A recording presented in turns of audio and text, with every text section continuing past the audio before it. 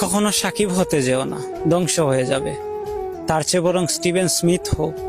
150 one day খেলে 43 এভারেজে 5197 run আর মাত্র 12টা century নামের পাশে থাকলেও কেউ তোমাকে নিয়ে ট্রল করবে না। হতে পারো কুইন্টন ডিককের মতো শান্তশিষ্ট নম্রভদ্র একজন।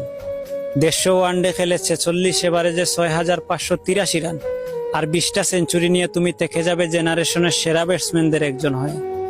ক্যারিয়ারের প্রথম 2 ওয়ার্ল্ড কাপে ফ্লপ করে বিদায়ী সময়ে এসে 3টা সেঞ্চুরি করে সর্বোচ্চ স্কোরার হওয়ার পর তোমার আর কোনো হ্যাটার্স থাকবে না।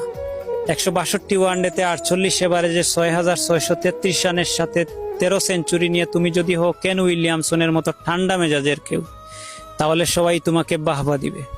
কিন্তু কখনো সাকিব হইও না প্লিজ।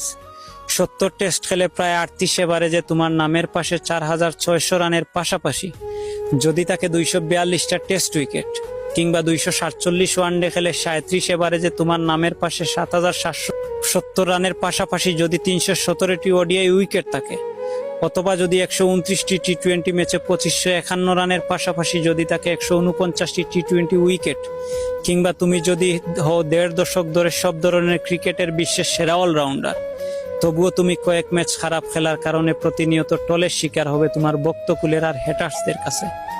কিংবা দেশের জন্য খেলার মাঠে কোনো প্রতিবাদ করলে তুমি হবে বেয়াদব।